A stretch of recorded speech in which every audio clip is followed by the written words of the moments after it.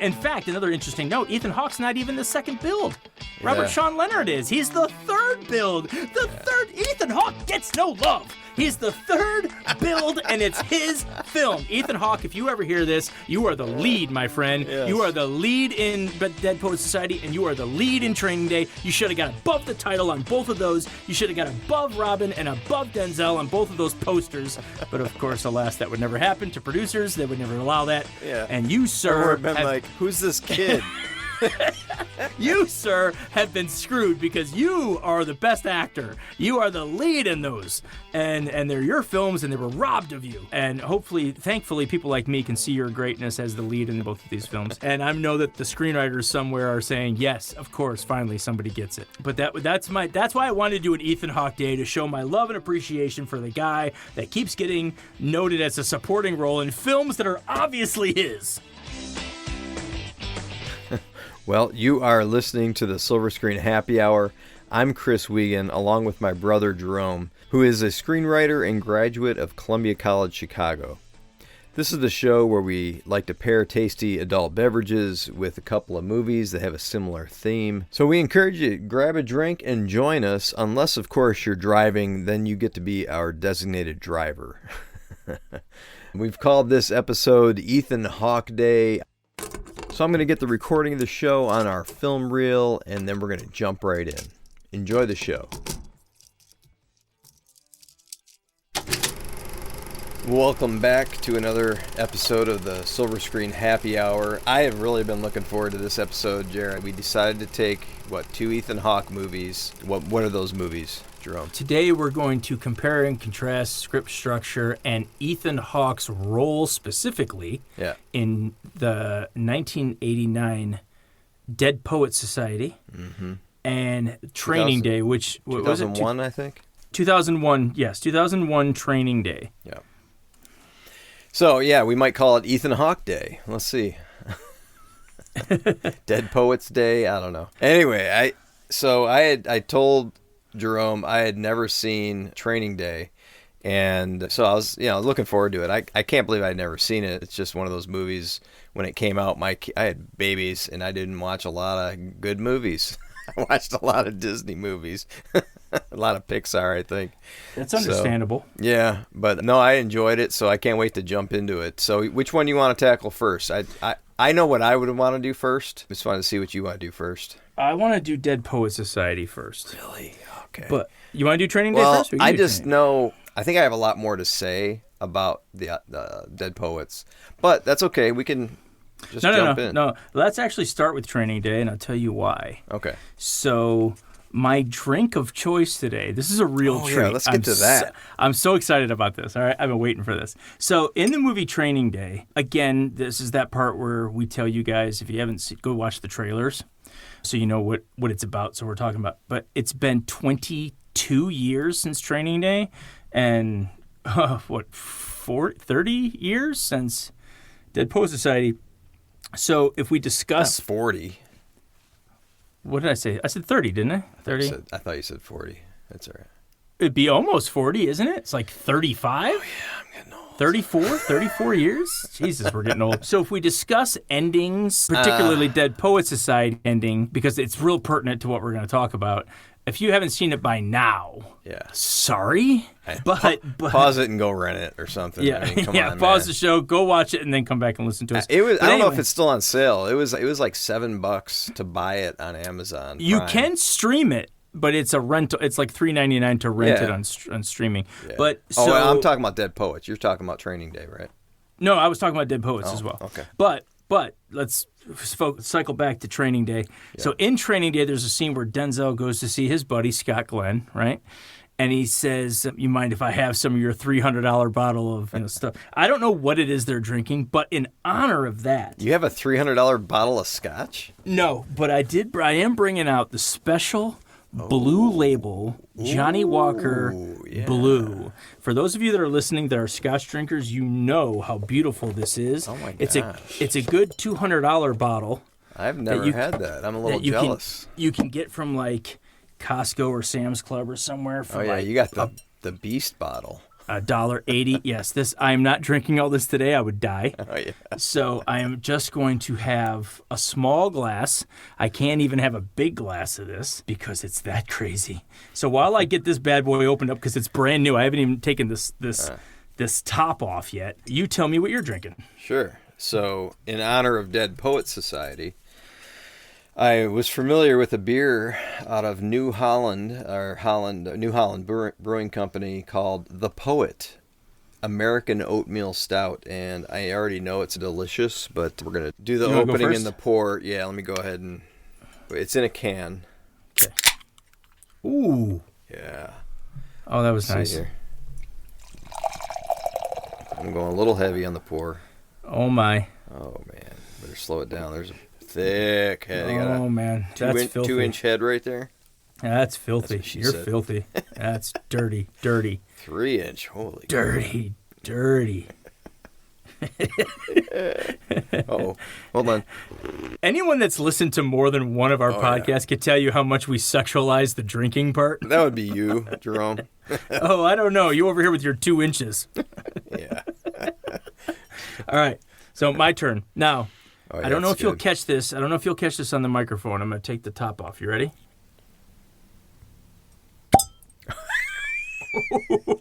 Yeah.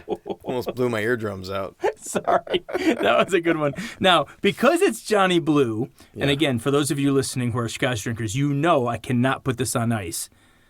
It's an abomination to put this on ice because you're bleeding it. You're bleeding water into a $200 bottle, and this is too good a Scotch. I disagree, this, but go on. You have to drink this neat. So here I'm going to pour a little bit. Oh, yeah. That's a nice Did you even shot. get... See, I can't even do a full glass of it. It's got to be like...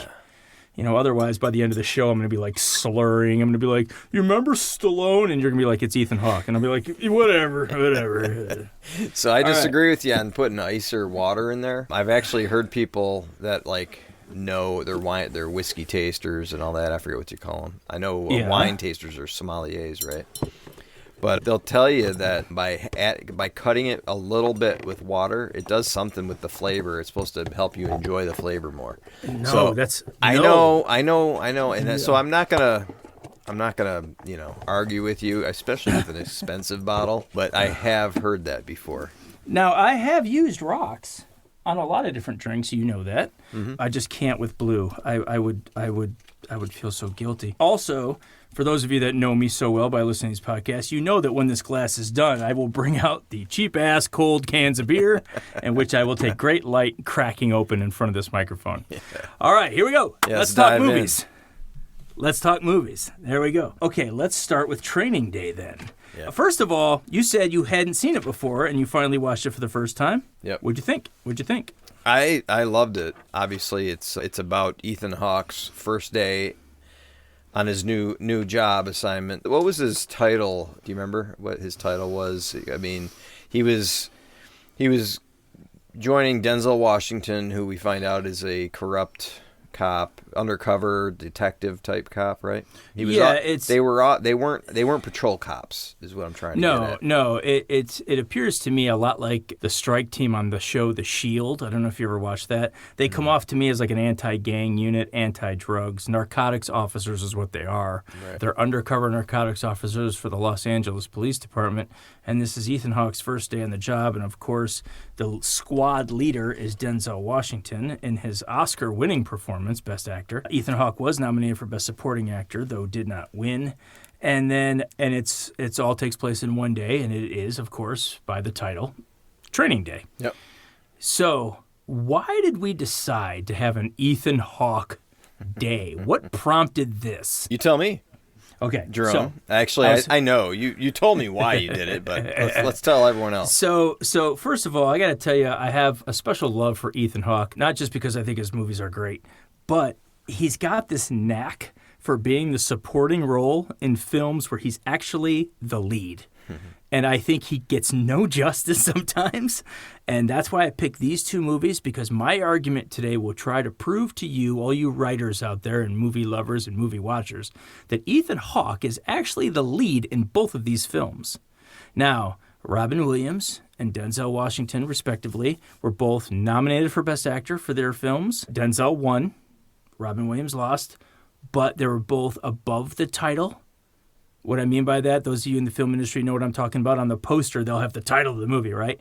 Above the title means you're the number one person. You are the star. Your name is above the title, and everybody else's name is below the title. Right. Generally, your supporting roles will be at the bottom. And my argument is that Robin Williams and Denzel are the stars of these films, but they're not the lead. And as from a screenwriter's point of view, my argument today, and your job will be to talk me out of it, is that Ethan Hawke is the lead. So And I am do going you to feel argue. differently? I am going to argue with you at least on Dead Poets. I'm gonna defend Mr. Keating. I'm going to defend his honor. I'm going to get on my desk. And No, say, no, he doesn't get on the desk at the end. Who? Robin Williams doesn't get on the doesn't. desk. I'm going to get on my desk and defend his honor. Oh, okay. All right. Because Okay.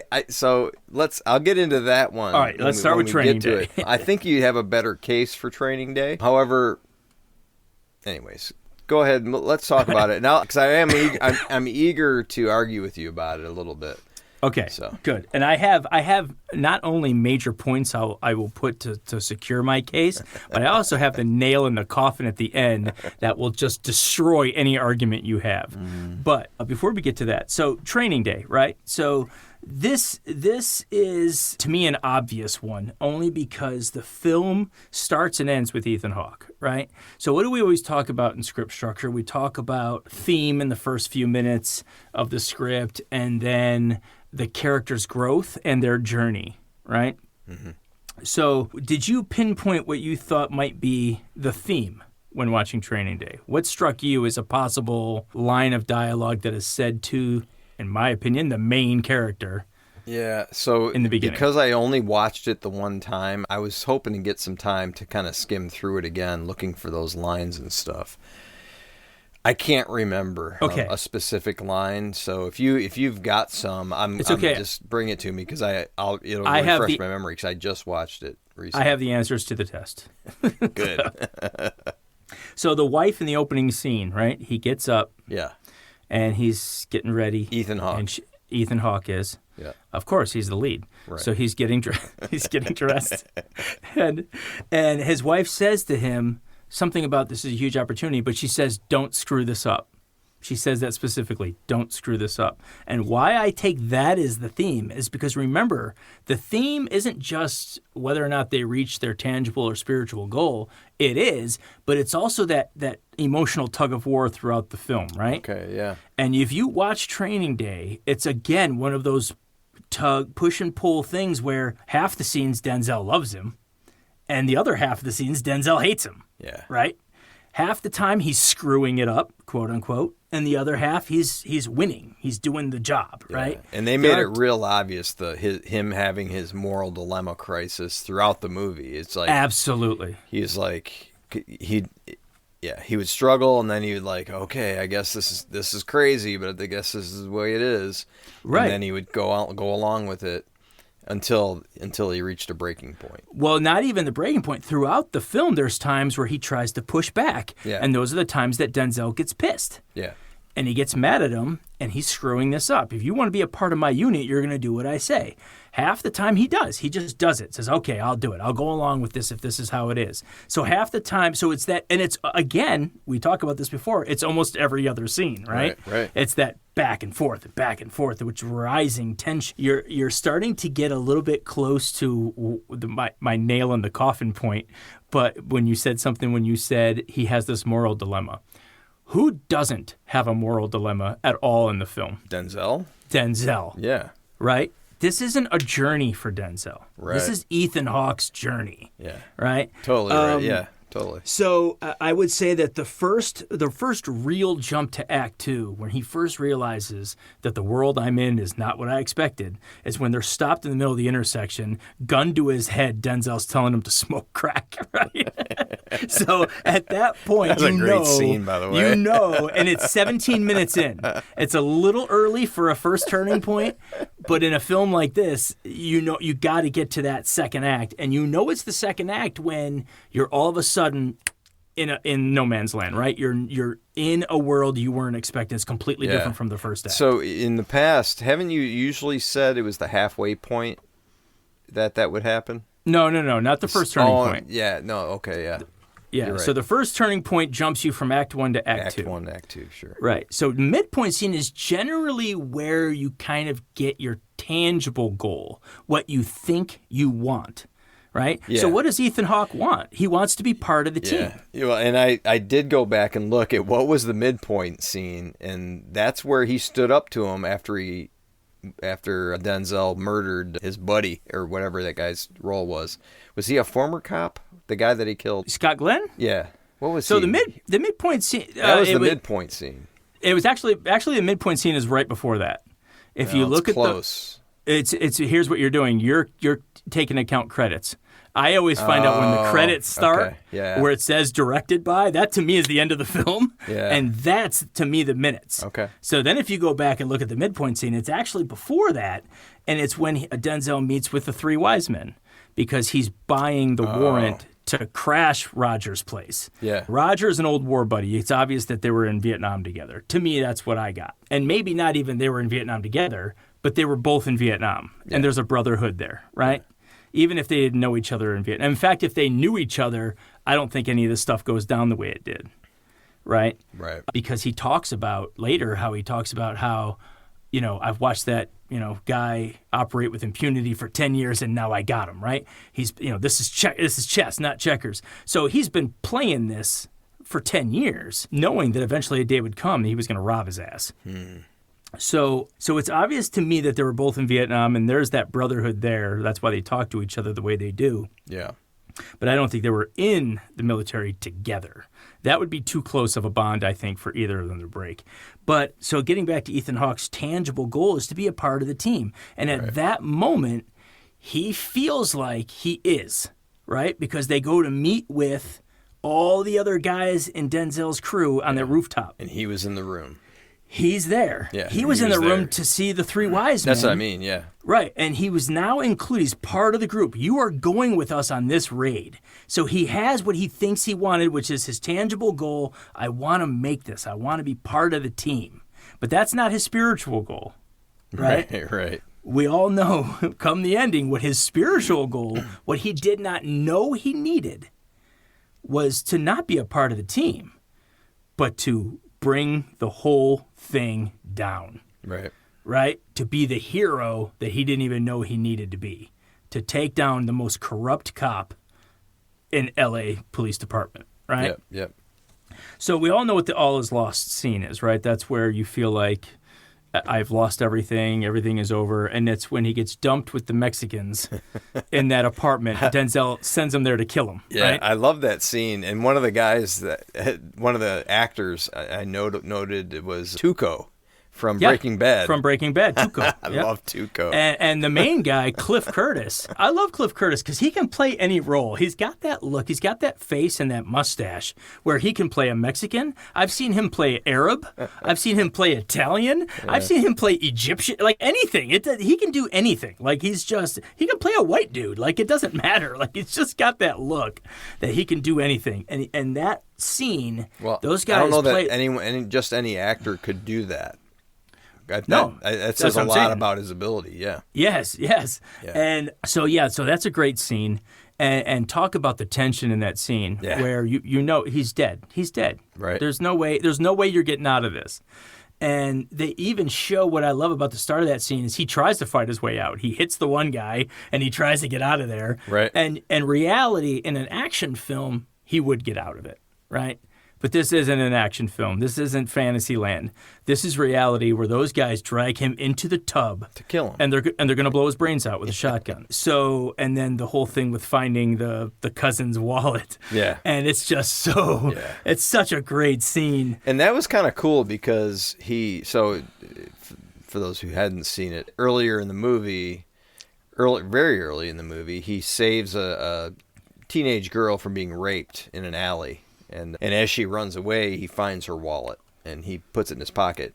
Well, and it was funny because in that scene, it was part of that tug of war where his partner didn't want to stop, but he wanted to be the moral guy and do, that's why he signed up to be a cop. He wanted to do shit like this. He wanted to help people. Yep. And so he was, doing what he felt he needed to do, took care of business and saved the girl. Mm-hmm. And he puts the wallet in his pocket. And I forgot about it, and that was kind of a clever tool for, just That's planning what they call there. Yeah. In screenwriting, setup and payoff. Yeah. You do something early in the film that the audience is going to forget about. Right. And then later it comes out, you're like, oh, I forgot about that damn when little he's in pink wallet. Yeah, when he's in the tub, and I'm like, oh, he's toast. They're going to kill his ass. How's he going to get out of this? He already punched him. They're going to wax him. Yeah, he's done. How is he going to get out of this? Yeah, right? Yeah. I remember seeing that film in the theater, and I'm in there going, he's dead. Yeah, I guess this is how it's going to end. Weird. Right. Well, I remember thinking he can't die because he's Ethan Hawke. And I remember thinking I'm going to be disappointed because somehow he's going to get out of this and it's going to be stupid. But when that pink wallet comes out of his pocket, I was like, how did I not see that coming? Oh, they blindsided me. And sure enough, it all plays out and it's so great. And I love at the end of that scene, Cliff Curtis is looking at him eye to eye, and he says, this shit was just business, right?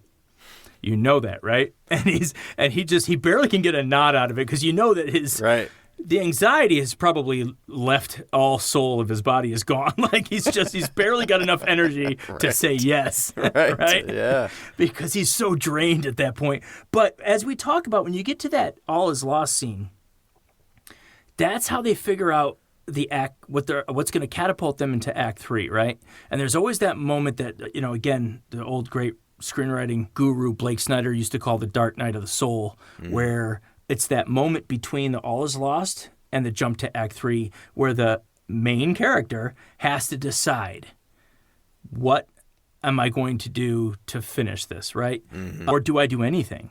And for him, that scene is the bus. He's on the bus all alone. And you're thinking, he could go home. He could go home and say, you know what, I'm going to go in tomorrow and quit. Or I'm going to go in tomorrow and say, this is everything that happened. I could tell on everybody. I could do all these things. But he's like, no. I'm going to go get that son of a bitch first. Because he was going to have me killed, and I have a little girl.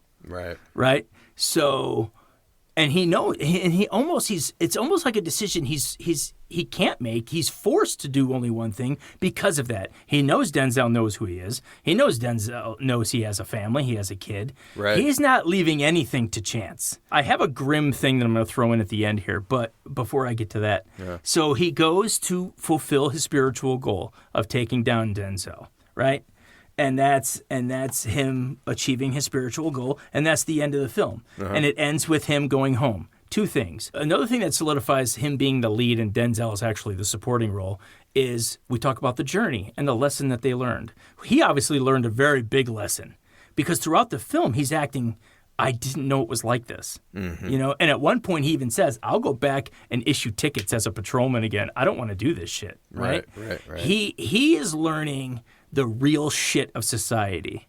And he learns the lesson he learns is that he has to become as bad as they are to take them down. And it's a line that Denzel says earlier in the film: to catch the wolf, you have to be the wolf. Right. Yeah. Right. That's a little foreshadowing. And it is, because he's telling him what he's going to have to do to take me. If you're going to take me, and he even says, Godzilla ain't got shit on me. So he's telling him, you want somebody as bad as me, you got to be as bad as me. Mm-hmm. Right? So he fulfills that. And that's his lesson. Here's my nail in the coffin on the point that he's the lead. Tell me, what lesson did Denzel learn at all in this film? Nothing.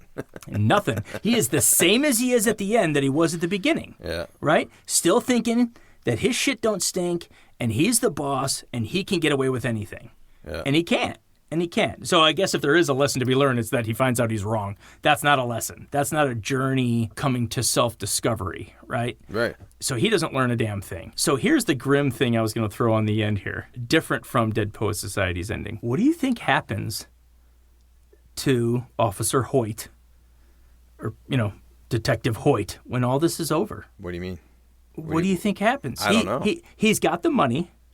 He's going to go in the next day, presumably to the IA's department, and say, I know you scraped his dead body off the ground last night, riddled with Russian bullet holes, but there's more to it. Here's the money he stole from Roger.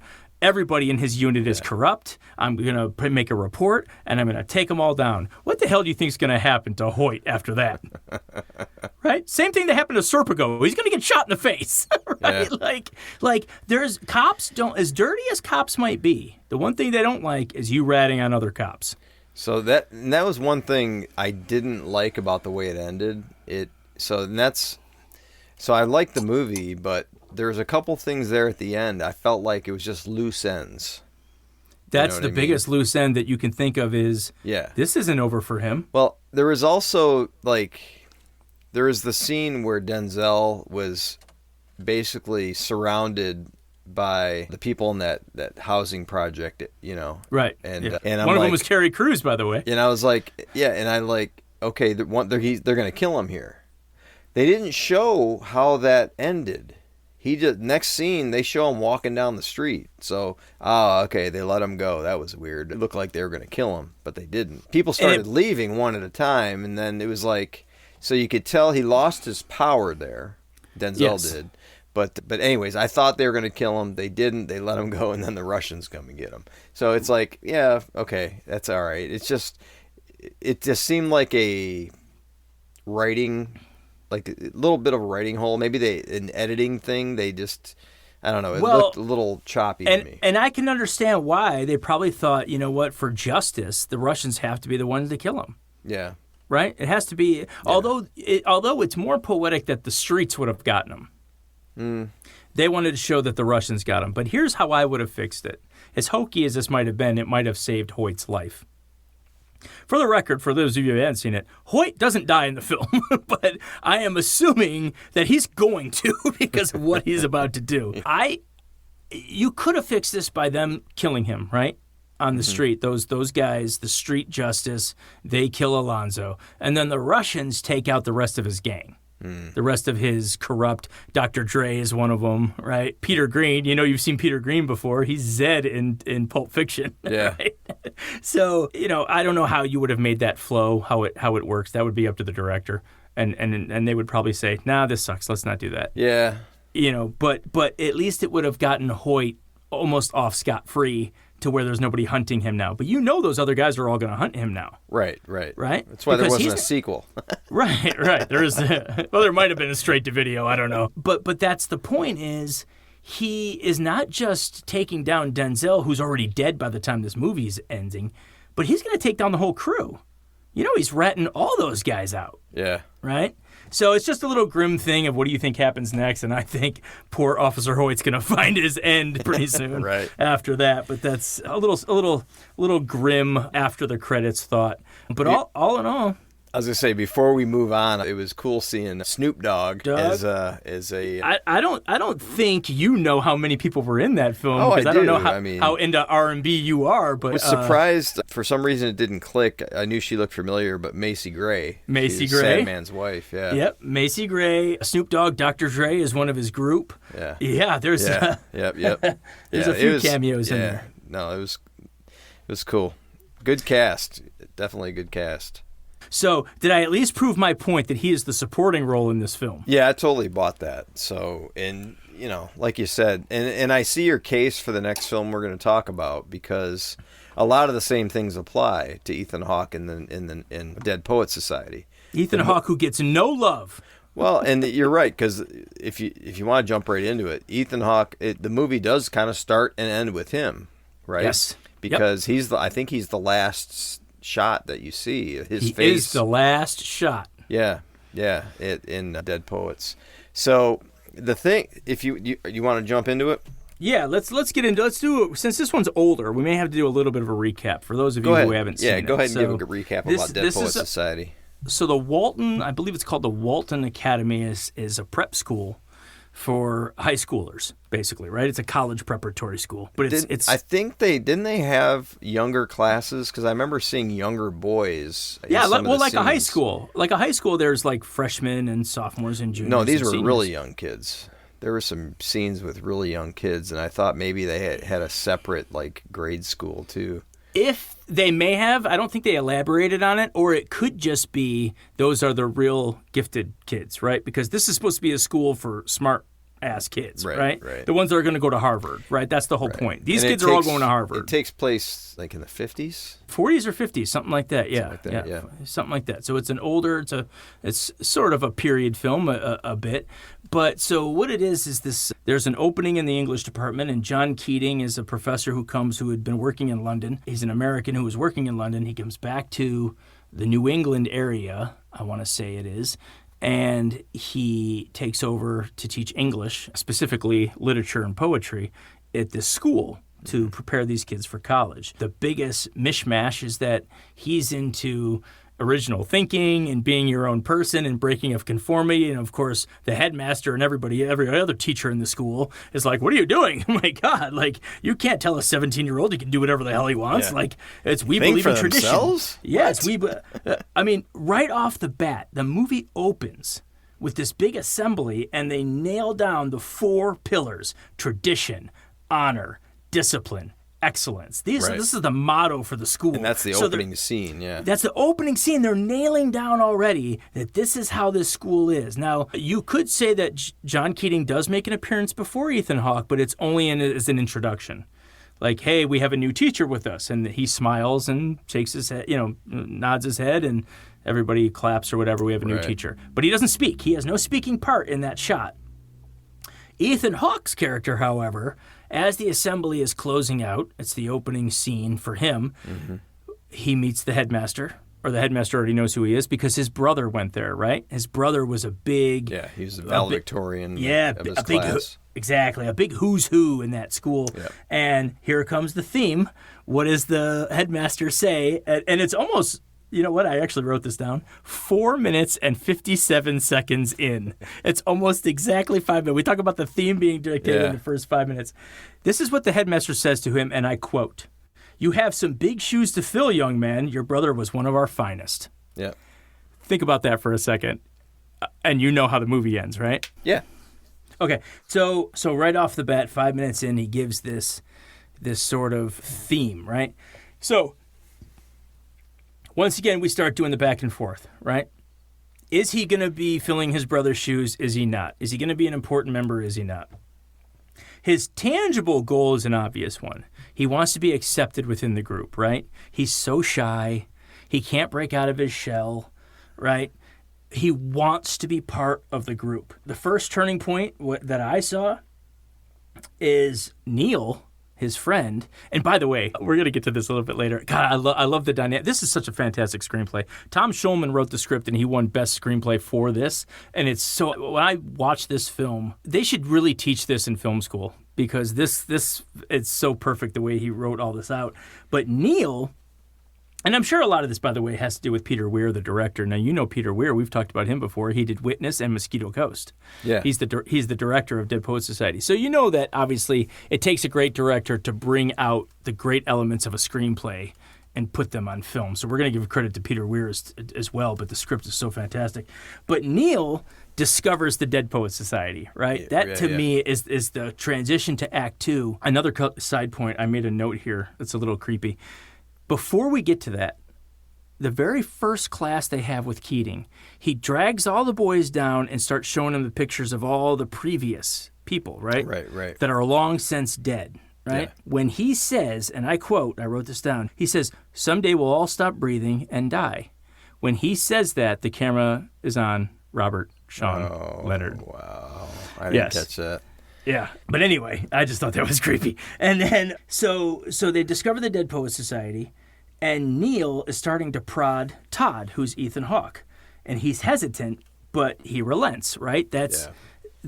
He makes the decision to go. They always say you can't force somebody into Act 2; they have to do it willingly, right?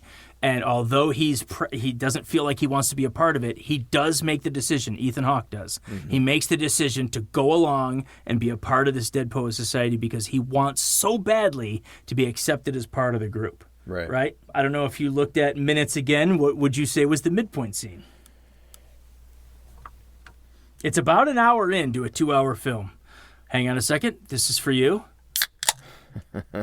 Now, for those of you, like I said, you heard at the beginning, I am now cracking into the beer because if I keep going with this scotch, it's going to be a blubbery show. Yeah, I'm going to open my second poet. Oh, man. So what was the midpoint scene? I thought I wrote it down, but I didn't.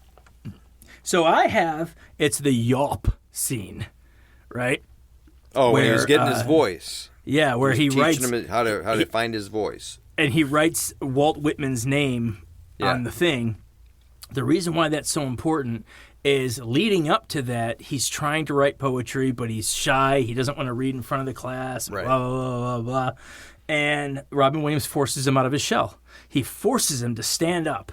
And he does the whole thing from Walt Whitman about, I will yell my barbaric yelp over the hilltops or whatever, whatever it is. And he keeps pressing and pressing and pressing, and he's forcing him to do poetry. Right. And what happens, he actually gives a great line of poetry straight out of his head. Yep. And right when it's done, as everyone's cheering, Robin Williams grabs him by the head and goes, "Don't forget this." Yeah. And it's so like that to me is he's now part of the group, right? He achieved his tangible goal. Okay? Yeah. Now, we all know what happens in the second act, or the second half of the second act, right? Well, not everybody. If you haven't seen it, you should probably pause, go watch the movie right now, because it gets rough. It does. So here's where you would have a more of a solid argument on why Robin Williams' character, John Keating, is the lead, because I know I've anticipated what I felt your argument would be.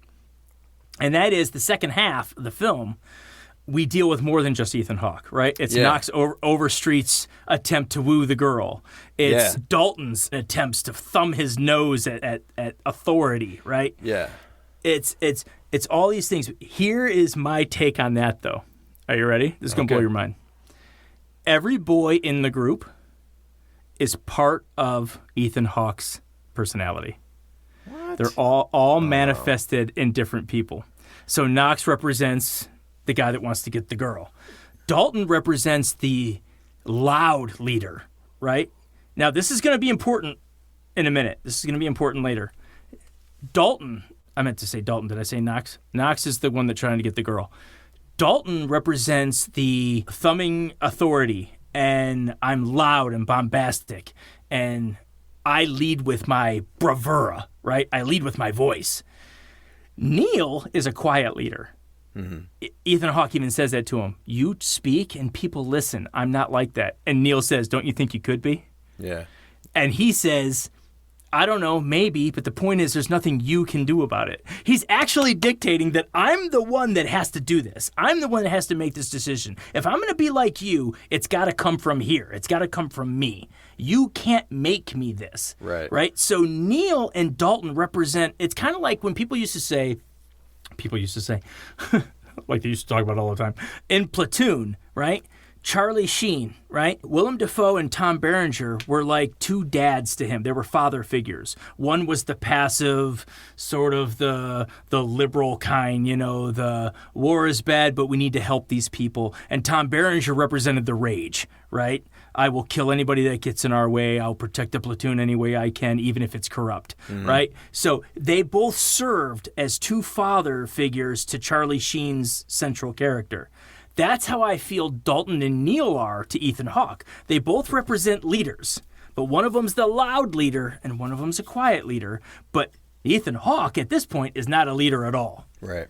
And that's his spiritual goal. What he did not know he needed was to be the leader.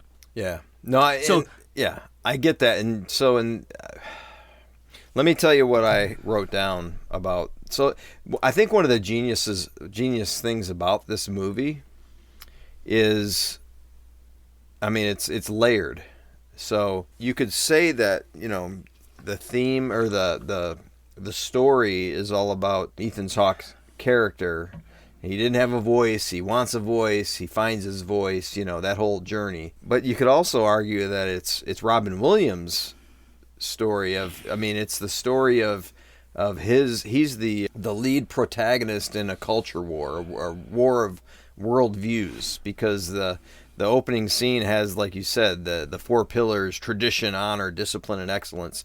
And then you kind of, what do you call that? Juxtaposition. That's what it is. To the whole Carpe Diem scene, right, with Robin Williams, and there is a line that he had in there, and I loved it. I wrote it down. Robin Williams was talking to the boys. He said, "We don't read and write poetry because it's cute. We read and write poetry because we are members of the human race. And the human race is filled with passion, and medicine, law, business, engineering."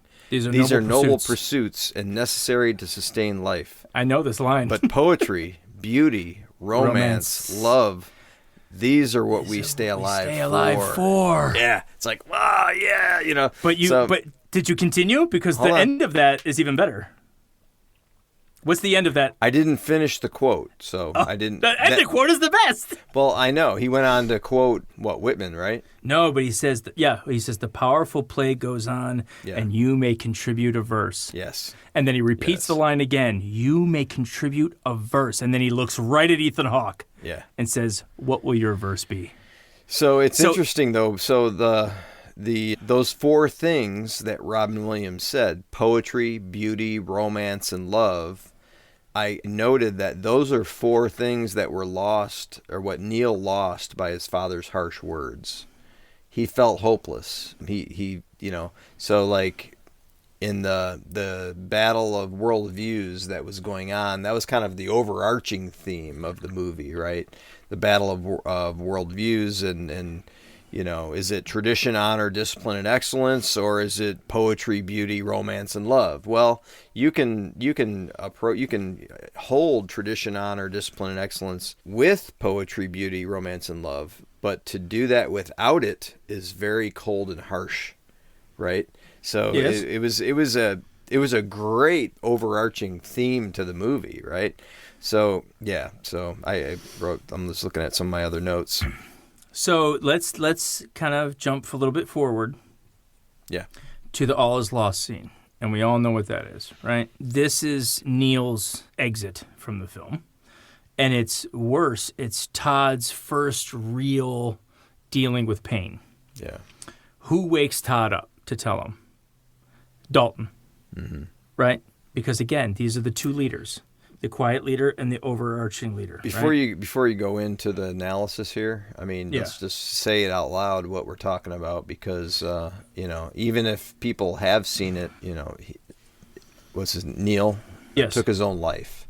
Yes. And it's funny because when I saw this movie the first time, I was a teenager, so it hits you a certain way when you see a fellow teenager take his own life. Yes. We probably all experienced that. Lost someone we knew, teenager or adult. Or feelings yourselves. Yeah. There's so many teens that go through this feeling of, I just want to end it, right? I got to say, watching it now, after having teenagers, it's so weighty. That whole scene it fucked me up. I was like, oh my God, man. It's hard. It's like when we were talking about Promising Young Woman. Yeah. When you're a parent now and you watch this shit, it's scary as fuck. So to dig a little bit deeper into that, he has the play of his life. He goes against his father's wishes and acts in a play. Yeah. He's the lead. He's Puck in Midsummer Night's Dream. Excuse me. And he nails it. Mm-hmm. Right? He nails it, absolutely. It confirms his belief that this is something he could do for the rest of his life. Yeah. His father doesn't approve.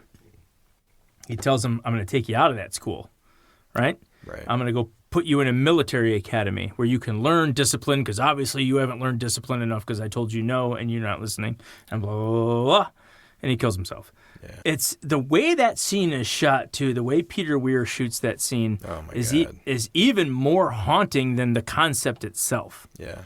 Right? Because for the first time, the only time in that film we see anything from the father's point of view.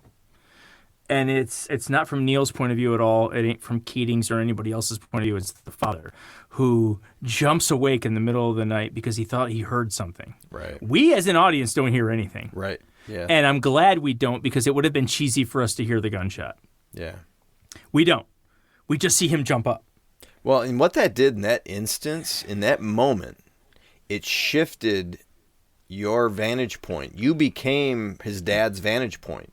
Yes, because that's you what I didn't mean. hear it, but you were startled. Right. Right? Yeah. Just like he was. And you're like, oh, what happened? Exactly. And he says, what was that noise? Yeah. And the mom's like, what noise? I didn't hear anything. Yeah. But he immediately gets up. He starts going through the house. He can't find Neil.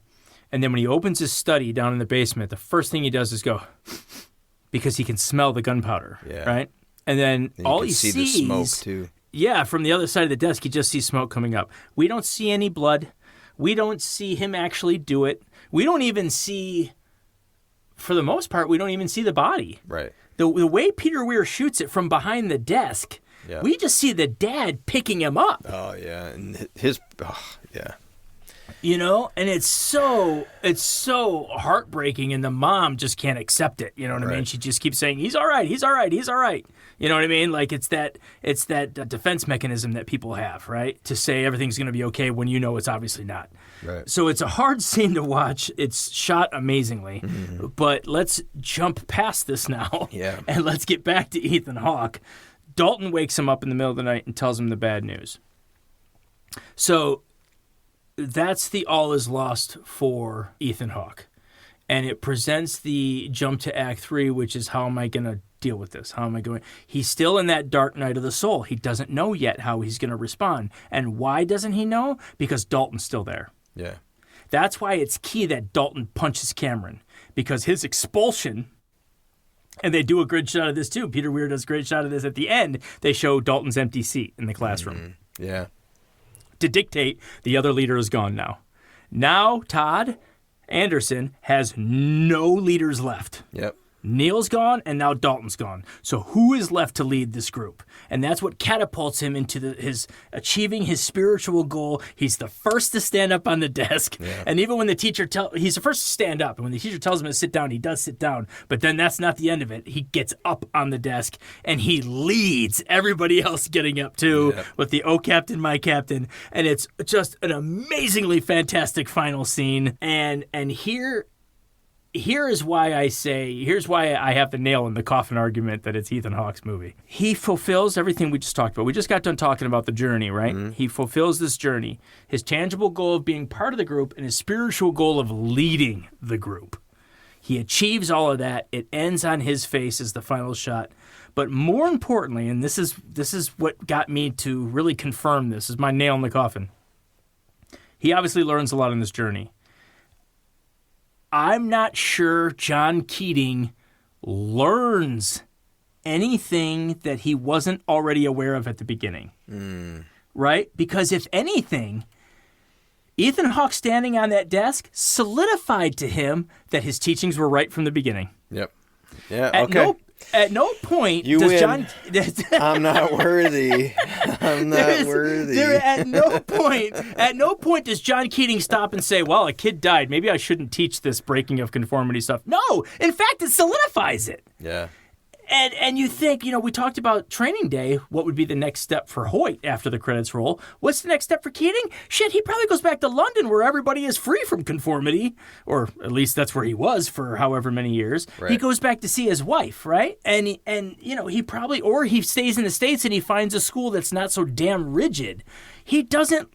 To him, it's not a lesson that needs to be learned. If anything, it solidifies the fact that this is why kids need to grow. This is why you can't chain down a child. Let them learn. Let them become themselves. This is what I've been teaching from day one, and this proves that I was a good teacher at it. Yeah. So if anything, it solidifies who he already was. Yeah. Although he was fired, he did get the gratification of seeing that he did have an effect on these boys. He succeeded at exactly on what he wanted, what he set out from day one. If you watch their very first class, he takes them out of the class and takes them down to show them all those and he says, make your lives extraordinary. Yeah. Right? That's the lesson from the first time we see him teach, and it's comes to fruition in the final scene. Yeah. Good analysis, man. I love that movie. I had a hard time conceding on this one just because I love Robin Williams' character so much, and that whole overarching theme of he was the lead protagonist when it came to the battle of the But isn't he kind of like Obi-Wan? Yeah, I know. So and Ethan Hawke is like Luke, right? It's, I mean, if you think about it from that point of view, yeah. And remember, so here's what I wanted to talk about. I'm not going to do a deep dive analysis, but Good Will Hunting is similar in this aspect, that it came out almost 10 years later. Mm-hmm. And Robin Williams is no longer the lead now. He's the supporting role. In fact, he wins Best Supporting Actor for Good Will Hunting. Right. It's almost the same movie in a sense of he's trying to draw out the insides of somebody who's trying to keep their insides down. Right. Yeah. Matt Damon's character is trying to bury who he truly is inside. Yep. Right? He's trying to bury it down, and Robin Williams is trying to bring it out. Right. And that's what he does with Ethan Hawke. The difference 10 years later is Robin Williams isn't the lead. He is the supporting role and justfully wins Best Supporting Actor. I think Dead Poets Society, he's also the supporting role. But because he was Robin Williams and Ethan Hawke was on only his second film after Explorers, which was 4 years earlier, he hadn't done shit in that time. Yeah. And, that's why Ethan Hawke's not going to get the lead. In fact, another interesting note, Ethan Hawke's not even the second build.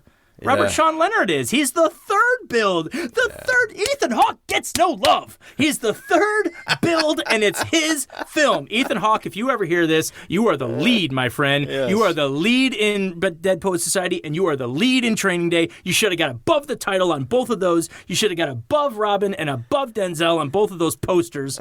But, of course, alas, that would never happen to producers. They would never allow that. Yeah. And you, sir, have been like, who's this kid? You, sir, have been screwed because you are the best actor. You are the lead in those.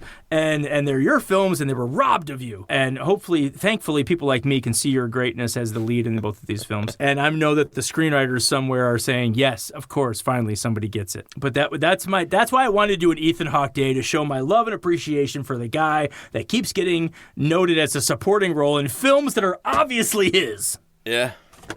Yep. So, well done. So, you want to jump to 6 Degrees?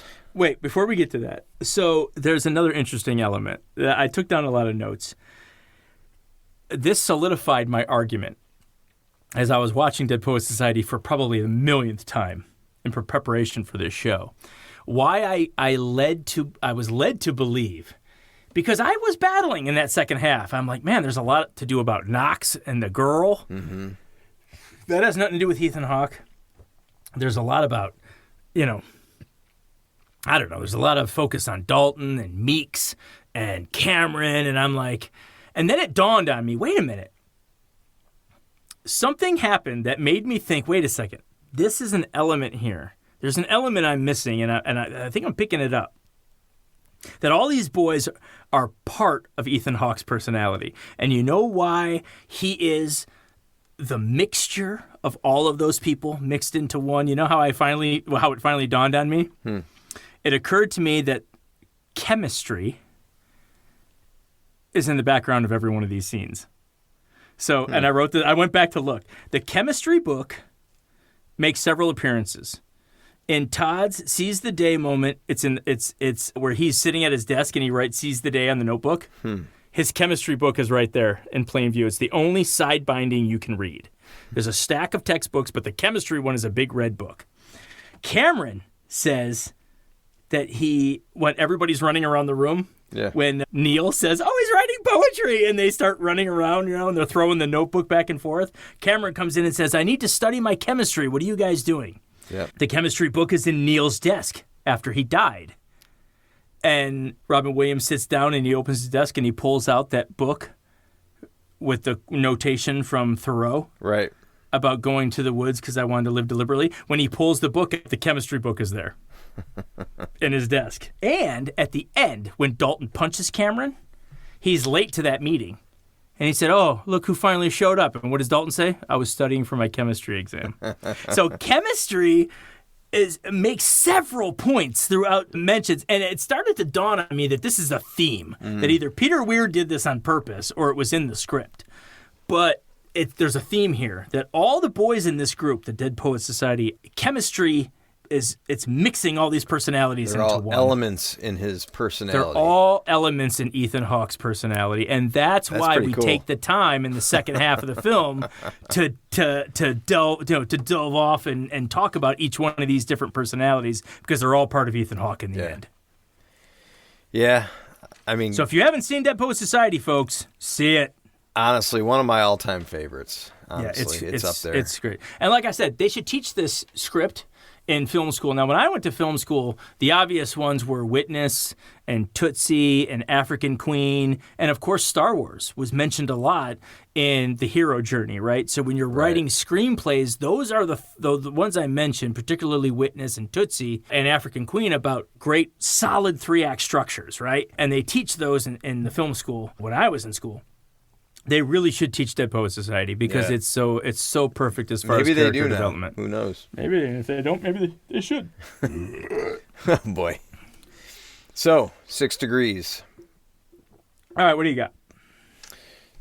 So I just, when you asked me what 2 actors we should try to connect, I was like, well, I thought about it, and I just came up with the 2 actors that die in the movies. In both movies. Okay. So what was it? It was Neil. Yeah, Robert Sean Leonard. And then Scott Glenn in the other one. For the record, for anyone listening, this was thrown together right at the last minute with zero prep. The good news is that the 2 people you picked, now we have a rule too that if we're discussing 2 movies, we generally can't use those movies, and we can't use the person we're talking about, right? Ethan Hawke's in both of them. Right, so I can't use Ethan Hawke, because obviously I could say, Ethan Hawke. Well, there you go. So I can't use Ethan Hawke, and I can't use either film. But this was still relatively easy, because Robert Sean Leonard from the late 80s, early 90s was in a lot of movies, and particularly Much Ado About Nothing, which was a Shakespeare movie that Kenneth Branagh did, which is ironic because of Dead Poets Society, right, where he plays Puck in Midsummer Night's Dream. Much Ado About Nothing had Emma Thompson in it. Emma Thompson, as you know, is in Remains of the Day with Anthony Hopkins. And that's the third connection, is Silence of the Lambs. Anthony Hopkins and Scott Glenn were both in Silence of the Lambs. Yeah, I knew it. I figured it probably would be. When you said Scott Glenn, the first thing I thought of was Silence of the Lambs, because even though the dude's got a huge career, he's been in a million movies. When I hear Scott Glenn, I think just about anybody that's in Silence of the Lambs, that's what I think of when I hear their name. I should have went more obscure, because he's a big name. But again, as we've talked about, that's 3 degrees. Much Ado About Nothing, Remains of the Day, Silence of the Lambs. It could probably be done in less. If you really dig deep, because Scott Glenn's been in so many movies, they're probably in a movie together, for crying out loud, that we don't even know about. You know what I mean? Or that I'm not even thinking about. If you take the time, I bet you it could be done in less. You know what I mean? And again, the point of this game isn't to stump me. It's to see if there are 2 people that cannot be connected. Yeah. And you picked 2 fairly easy ones, but that's because we rushed it. We rushed it in time for the show. Yeah. But yeah, man, Ethan Hawke finally getting some love. Yep. Ethan, if you ever hear this, we love you. And we think you're the lead in every movie you're ever in. Despite what producers put on the poster. Well, that does it for this episode of the Silver Screen Happy Hour. I want to thank you for listening, and I want to thank you for listening all the way to the end. If you did, that probably means you really are enjoying hearing our banter back and forth. We would really appreciate if you would share this with your movie-loving friends. Give us a review wherever you're listening, and we'd love to hear from you. So please get in touch with us. The easiest way would probably be through Instagram, our Instagram page, Silver Screen Happy Hour. You can send us a voice memo on there. We'd love to hear from you. You can also email us at silverscreenhappyhour@gmail.com. So yeah, until next time, enjoy some movies, and cheers.